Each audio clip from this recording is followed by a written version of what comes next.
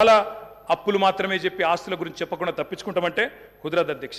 నేను అడుగుతా ఉన్నా అధ్యక్ష, ఈ ప్రభుత్వాన్ని మాకు దృఢమైన చిత్తం ఉంది.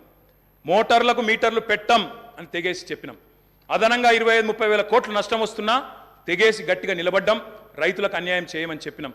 ఈ ప్రభుత్వం ఆ మాట మీద నిలబెడుతుందా లేదా మోటార్లకు మీటర్లు పెడుతుందా చెప్పాలని చెప్పి కూడా నేను గౌరవ ముఖ్యమంత్రి గారిని కోరుతా ఉన్నా. రాష్ట్రంలోని రైతులందరి పక్షాన కూడా తప్పకుండా ప్రశ్నిస్తా ఉన్నా. ఉచిత విద్యుత్తును ఊడగొట్టే పన్నాగాన్ని ప్రతిఘటించిన అధ్యక్ష. నేను ఒకటే కోరుతా ఉన్నా, కొత్తగా వచ్చిన ప్రభుత్వం ఒకటి కోరుతా ఉన్నా అధ్యక్ష, విద్యుత్ విషయంలో 3 గంటల కరెంటు 10 హెచ్పీల మోటార్లు ఆ మాటలు వినవద్దనే కోరుకుంటున్నాం అధ్యక్ష. 24 గంటల కరెంటే ఉండాలని కోరుకుంటున్నాం. వ్యవసాయానికి 24 గంటల కరెంటే ఉండాలా, గృహాలకు 24 గంటల కరెంటే ఉండాలా, పరిశ్రమలకు కూడా మళ్ళీ పవర్ హాలిడే ఇచ్చే దుస్థితి రాకూడదని కోరుతా ఉన్నాం. వారే పిలుపునిచ్చారు అధ్యక్ష, కరెంటు బిల్లులు కట్టొద్దు, మేము వచ్చేస్తున్నాం కట్టకండి అన్నారు. మరి రాష్ట్రంలో ప్రజలు కట్టబోవడం లేదు. మరి వెంటనే మీరు గృహజ్యోతి కార్యక్రమాన్ని ప్రారంభించి మరి ఆ ఇచ్చిన హామీని కూడా నెరవేర్చాలని చెప్పి కూడా నేను కోరుతా ఉన్నా అధ్యక్ష. వ్యవసాయం విషయానికి వస్తే అధ్యక్ష, ఆనాడు మీకు తెలుసు అధ్యక్ష, ఎండిన చెరువులు, ప్రాజెక్టులు కట్టలేదు, రకరకాల అవస్థలు. ఒక్కొక్క ప్రాజెక్టు ఎస్ఆర్ఎస్పి కానీ అప్పర్ మానేరు, నా కాన్స్టిట్యున్సీ అధ్యక్ష, అప్పర్ మానేరు అధ్యక్ష 12 ఏళ్ళకి ఒకసారి నిండేది. కుడెల్లి వాగులో మంజీరాలో నీళ్ళే వచ్చేది కాదు అధ్యక్ష. ఆనాడు ఎన్నడూ ప్రాజెక్టుల విషయంలో పెద్దగా పట్టించుకోలేదు అధ్యక్ష. మరి ఇక నేను మళ్ళీ ఎక్కువ మాట్లాడితే ఎక్కువ మాట్లాడినాను అంటారు అధ్యక్ష, నేను దాని జోలికి పోను. ఆ రోజు కాంగ్రెస్ పరిపాలనలో పరిస్థితి ఏంటంటే అధ్యక్ష, కొంతమంది రైతులది వాళ్ళ ఇంటి పేరే ఆఖరికి వ్యవసాయంలో వచ్చిన ఛాలెంజ్ల వల్ల వాళ్ళ ఇంటి పేర్లే మారిపోయిన పరిస్థితి. నల్గొండ పక్కకు మూషంపల్లి అని ఒక ఊరు ఉంటుంది అధ్యక్ష. ఆ ఊరిలో రామరెడ్డి గారు అని ఒక పెద్ద మనిషి, పాపం ఆయన 54 బోర్లు వడక ఆఖరికి ఆయన ఊళ్ళో ఆయన పెట్టిన పేరే బోర్ల రామరెడ్డి. బొక్కబోర్ల పడ్డ రామరెడ్డి, బొక్కబోర్ల పడ్డ వ్యవసాయం, బోర్ల రామరెడ్డి ఆయన ఇంటి పేరు అయిపోయింది అధ్యక్ష. అది ఆనాడు పరిస్థితి అధ్యక్ష, చుక్క నీరు రాని పరిస్థితి. అదేవిధంగా అధ్యక్ష, మా శ్రీధర్ బాబు గారికి తెలుసు, ఆయన మంత్రిగా ఉండే ఆనాడు, నేను ఎమ్మెల్యేగా ఉంటే 2009-10లో. ఆ రోజు అధ్యక్ష వెంకటాపూర్ అనే ఊరు, ఎల్లారెడ్డిపేట మండలం, ఒక దళిత రైతు మునిగే ఎల్లయ్య అనే రైతు ఎరువుల కోసం లైన్లో నిలబడి సొమ్మసిల్లిపోయి అక్కడే మూర్ఛ వచ్చి మరణించిన పరిస్థితి. ఇది నేనేం వక్రీకరిస్తలేను, ఏం వేరే చెప్తలేను అధ్యక్ష, ఉన్న వాస్తవాలే చెప్తా ఉన్నా. ఆ రోజు మీరు మంత్రిగా ఉన్నారు అధ్యక్ష. ఇట్లా ఎన్నో ఉన్నాయి అధ్యక్ష. వారి పరిపాలనకి మా పరిపాలనకి తేడా ఏంటంటే అధ్యక్ష, ఒక సంవత్సరం కిందట మా సురభి వాణీదేవి గారు ఎమ్మెల్సీ ఎన్నికల్లో నేను ప్రచారం చేస్తూ ఉంటే అధ్యక్ష, ఒకరోజు కాలేజీల యాజమాన్యాలతో మీటింగ్ పెట్టినప్పుడు అందరు యాజమాన్యాలు వచ్చినారు. వస్తే నేను కొద్దిసేపు ఉపన్యాసం చెప్పి మేము బాగా పనిచేస్తున్నాం, మాకు ఓటేయండి అని చెప్పి పొద్దున బ్రేక్ఫాస్ట్ మీటింగ్, వాళ్ళందరూ చాలా గంభీరంగా ఉన్నారు సార్. గంభీరంగా ఉంటే నాకు అనుమానం వచ్చింది, వీళ్ళు ఓట్లు వేస్తారా లేదా ఏం సంగతి అని చెప్పి అక్కడ ఒక పెద్ద మనిషి దగ్గర పోయి అడిగినాను సార్. అయ్యా పెద్ద మనిషి, మరి మీరేం సార్ ఇంత సీరియస్గా ఉన్నారు, ఓటు వేస్తారా లేదా అని అడిగిన. ఆయన అన్నారు, ఒక్క నిమిషం మైక్ ఇస్తారా నాకు అన్నారు. తీసుకోండి అని చెప్పినాను సార్. ఆయన పేరు అధ్యక్ష, ఆ పెద్ద మనిషి పేరు కృష్ణారెడ్డి గారు. మన ఐతవోలోనే ఊరు, మన మహబూబ్ నగర్ జిల్లా, పూర్వ మహబూబ్ నగర్ జిల్లా, ప్రస్తుత నాగర్ కర్నూలు జిల్లా అధ్యక్ష. ఆయన గొప్ప మాట చెప్పినారు అధ్యక్ష. ఆయన ఏమన్నారంటే, నా పేరు కృష్ణారెడ్డి అండి, నేను ఎస్విఎస్ అనే మెడికల్ కాలేజ్ నడుపుతాను మహబూబ్ నగర్ జిల్లాలో. మరి ఒకప్పుడు నా ఊరిలో ఏమయ్యా కృష్ణారెడ్డి, నీ చేను ఎక్కడ ఉంది అంటే చెరువు కింద ఉంది అని చెప్పేటోన్ని, కానీ కేసీఆర్ గారి ప్రభుత్వం వచ్చిన తర్వాత నా చేను చెరువు కింద లేదు, నా చేను కిందికే చెరువు వచ్చింది అని ఆ కృష్ణారెడ్డి గారు చెప్పారు అధ్యక్ష. ఇది నేను చెప్పేదేమి అతిశయోక్తి కాదు అధ్యక్ష. కావాలంటే ఆ కృష్ణారెడ్డి గారిని పిలిపించి మీరు కూడా అడగొచ్చు, వారే చెప్తారు అధ్యక్ష.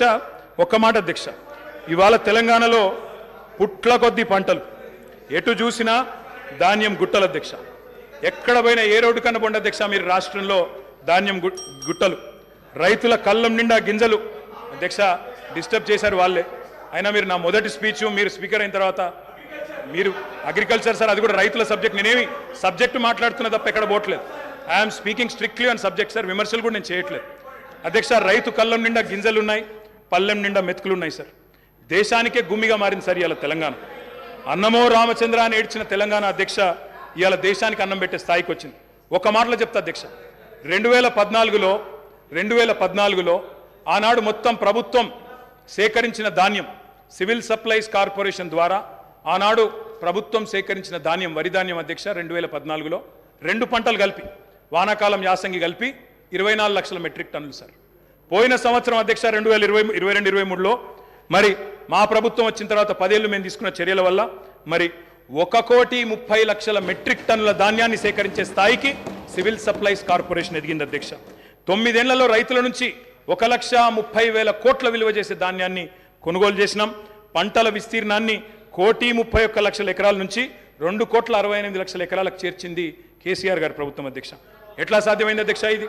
కడుపు నిండా కరెంటు, 2 పంటలకు పెట్టుబడి, 31,000 కోట్ల రుణమాఫీ, మిషన్ కాకతీయ, ఇంకా చెప్పాలంటే చాలా ఉన్నాయి అధ్యక్ష. కొత్త గోడౌన్లు, కొత్తగా ఎన్నో కార్యక్రమాలు ఉన్నాయి. నేను అనేది ఒకటే అధ్యక్ష, మీరు మాట ఇచ్చారు, రైతు భరోసా అన్నారు. డిసెంబర్ 9 నాడే 15,000 వేస్తాం, ఒక 4 రోజుల తర్వాత ఆగితే 10,000 కాదు 15,000 పడతాయన్నారు. కేసీఆర్ ఓడిపోతే 15,000 వస్తాయన్నారు. మరి రైతులు ఎదురు చూస్తున్నారు, వేయాలనే కోరుతా ఉన్నాం. అదేవిధంగా మీరు చెప్పారు 2 లక్షల రుణమాఫీ ఏకకాలంలో సింగిల్ స్ట్రోక్ చేస్తామన్నారు. 24 గంటలు అన్నారు, 24 రోజుల్లోనే చేయమని చెప్పి రాష్ట్రంలోని లక్షలాది మంది రైతుల తరపున కోరుతా ఉన్నారు. అదేవిధంగా అప్పు లేకపోతే అర్జెంటుగా బ్యాంకుకు పోండి, 2 లక్షల వరకు లోన్ తెచ్చుకోండి అని స్వయంగా ముఖ్యమంత్రి గారు, ఆనాటి పిసిసి అధ్యక్షుడు వారే పిలుపునిచ్చినారు. ఆయన పిలుపుని అందుకొని స్ఫూర్తి తీసుకొని రైతులు లోన్లు తెచ్చుకున్నారు, ఎదురు చూస్తున్నారు. మరి వెంటనే 2 లక్షల రుణమాఫీ జరుగుతుందని. అదేవిధంగా అధ్యక్ష రైతు బీమా పెట్టాం, ఇంకా చాలా కార్యక్రమాలు చేసినాం. మీరు కౌలు రైతులకు కూడా బీమా అన్నారు, తప్పకుండా చేయండి, వీల్ వెల్కమ్ ఇట్. ఇంకొక మాట కూడా నేను చెప్తా ఉన్నా అధ్యక్ష, వ్యవసాయం విషయానికి వస్తే నాకు బాధ ఎక్కడ అనిపించిందంటే అధ్యక్ష, నిన్న గవర్నర్ ప్రసంగంలో పౌర సరఫరాల శాఖ గురించి కూడా అసత్యాలు చెప్పారు అధ్యక్ష, సత్యదూరమైన విషయాలు చెప్పారు. 56,000 కోట్ల అప్పులున్నాయి సివిల్ సప్లైస్ కార్పొరేషన్కి అని చెప్పినారు. మంత్రి గారు లేరు కానీ చెప్తాను అధ్యక్ష, ఇది శుద్ధ సత్యదూరమైన మాట అధ్యక్ష. పౌర సరఫరాల శాఖ యొక్క విధి ఏంది అధ్యక్ష? రైతుల దగ్గర ధాన్యం కొనాలి, ఎఫ్సిఐకి మిల్లింగ్ చేసి అమ్మాలి. ఈరోజు పరిస్థితి ఏంటంటే అధ్యక్ష, నేను కూడా లెక్కలు తీసుకున్నాను. పౌర సరఫరాల శాఖ దగ్గర ప్రస్తుతం ఉన్న స్టాకుల విలువ దాదాపు 30,000 కోట్ల విలువ చేసే స్టాకులు ఇవాళ పౌర సరఫరాల శాఖ దగ్గర ఉన్నాయి. రిసీవబుల్స్ అంటే కేంద్రానికి మనం ఆల్రెడీ ఇచ్చిన ధాన్యానికి విరుద్ధంగా మనకు రావాల్సిన డబ్బులు అధ్యక్ష దాదాపు 17,000 కోట్లు ఉన్నాయి. అంటే 2 కలిపితేనే 47,000 కోట్ల రూపాయలు అయితే స్టాకుల రూపంలో లేదా రిసీవబుల్స్ రూపంలో మీ దగ్గర ఉన్నాయి. కానీ మీరేం చేస్తున్నారు అధ్యక్ష? ఆ వీటిని చూపెట్టకుండా, రిసీవబుల్స్ చూపెట్టకుండా, స్టాక్ యొక్క మార్కెట్ వాల్యూ చెప్పకుండా 56,000 కోట్ల అప్పులు అని చెప్తా ఉన్నారు అధ్యక్ష. అప్పులు కూడా ఎక్కడ ఉంటాయి అధ్యక్ష? సివిల్ సప్లైస్ కార్పొరేషన్కి. రైతు దగ్గర మనం పంట కొంటాం, కొన్న తర్వాత వాళ్ళకి పైసలు ఇవ్వాలి, మనం మిల్లింగ్ చేసి మళ్ళీ ఎఫ్సిఐకి ఇవ్వాలి. ఎఫ్సిఐ నుంచి పైసలు వచ్చే వరకు 4-5 నెలలు అవుతుంది సార్, అప్పుడప్పుడు 6-7 నెలలు కూడా అవుతుంది. ఆ ఇంటరిమ్ పీరియడ్లో రైతుకు మనమే పైసలు ఇస్తాం కాబట్టి ఆ మిత్ ఏదైతే జరుగుతుందో దాని మీద వచ్చిన దాన్ని కూడా అప్పు కింద చూపెట్టే పరిస్థితి చేసినారు అధ్యక్ష. అంటే 7-8 వేల కోట్ల అప్పు లేదా 9,000 కోట్ల అప్పు ఉంటే అది కూడా ఎందుకు వచ్చింది అధ్యక్ష? రైతుకు మిత్తి దాకొద్దు, రైతుకు సకాలంలో పేమెంట్ ఇవ్వాలని చెప్పి మేము చేసిన ప్రయత్నాన్ని అభినందించకపోగా ఇవాళ ఈ రకంగా బట్టగాల్చి మీదేసే ప్రయత్నం ఏదైతే చేస్తూ ఉన్నారో ఇది కరెక్ట్ కాదు అధ్యక్ష. ఇంకొక మాట అధ్యక్ష, అప్పుల గురించి చెప్పారు. ఇంకొక మాట అన్నారు అధ్యక్ష, చాలా బాధాకరం. ఏమన్నారు అధ్యక్ష? ఎంత దారుణమైన మాట అంటే, ఇందాక దారుణమైన ప్రసంగం ఎందుకన్నా అంటే ఎంత మాట అన్నారు అధ్యక్ష? రాష్ట్రం దివాలా తీసింది అన్నారు అధ్యక్ష. దివాలా తీసింది రాష్ట్రం కాదు అధ్యక్ష, దివాలా తీసింది మీ రాజకీయ ప్రసంగం అధ్యక్ష. దివాలా కోరు ప్రసంగం అది. ఎందుకంటున్నా అధ్యక్ష అంటే ఇట్స్ పొలిటికలీ ఇంటెలెక్చువలీ బ్రాంక్రప్ట్ స్పీచ్ అది అధ్యక్ష. నేను ఒక్క మాట చెప్తాను అధ్యక్ష, ఎట్లుందంటే తెలంగాణలో సామెత ఉంటుంది సార్, గుమ్మి నిండా వడ్లు ఉండాలి, గూటం వల్ల పిల్లలు ఉండాలన్నట. గుమ్మి నిండా వడ్లు అట్లే ఉండాలి భద్రంగా, పిల్లలు మాత్రం గూటాల లెక్క తయారు కావాలన్నట్టు. అవుతుందా సార్? గుమ్మిలో వడ్లు కొంత తీస్తేనే కదా పిల్లలకు కొంత పెట్టగలిగేది. అందుకే అంటా ఉన్నా అధ్యక్ష, నేను ఇవాళ తెలంగాణ తన ఆర్థిక పరపతిని వినియోగించుకొని బ్రహ్మాండంగా భవిష్యత్తు మీద పెట్టుబడి పెట్టింది, క్యాపిటల్ ఎక్స్పెండిచర్ చేసింది. మేము ఇవాళ చేసిన ప్రయత్నం వల్ల ఏం జరిగింది అధ్యక్ష? బ్రహ్మాండంగా ఈరోజు 1-2 కాదు అధ్యక్ష, కేంద్ర ప్రభుత్వ సంస్థలే చెప్తా ఉన్నాయి, Telangana per capital income highest in the country అనే మాట స్వయంగా రిజర్వ్ బ్యాంక్ ఆఫ్ ఇండియా చెప్తా ఉంది. ఏ స్టేట్లో లేని పర్ క్యాపిటల్ తలసరి ఆదాయం తెలంగాణదని చెప్తా ఉంది అధ్యక్ష. మరి అప్పు అంటారు, అప్పు చేసి మేము దేని మీద పెట్టినాం అధ్యక్ష? అప్పు అంటారు, ఆస్తుల గురించి చెప్పరు అధ్యక్ష, నెట్వర్త్ చూడరు, నెట్వర్త్ గురించి చెప్పరు. అప్పు చేసి మీలాగా పప్పు పిల్లలు వంచలేదు మేము. అప్పు చేసి చెప్తాను సార్, కాళేశ్వరం తొందర ఎందుకు పడుతున్నాం? చెప్తా తొందర ఎందుకు పడుతున్నాం? బరాబర్ చెప్తా. రాజగోపాల్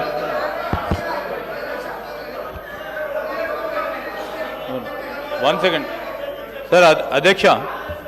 అధ్యక్ష గౌరవ సభ్యులు కేటీఆర్ గారు దాదాపు 60 నిమిషాల నుంచి సుదీర్ఘంగా సరే మా దగ్గర మొత్తం ఉంది సార్. ఈరోజు మా కాంగ్రెస్ పార్టీకి సంబంధించిన గౌరవ సభ్యులు రామ్మోహన్ రెడ్డి గారు 35 నిమిషాలు మాట్లాడటం జరిగింది, వివేక్ గారు 15 నిమిషాలు మాట్లాడారు. ఇప్పటి వరకు కేటీఆర్ గారు 57 నిమిషాలు, అంటే మా సభ్యుల కంటే ఎక్కువ సమయం స్పీకర్ గారు మీకు కేటాయింపు చేయడం జరిగింది.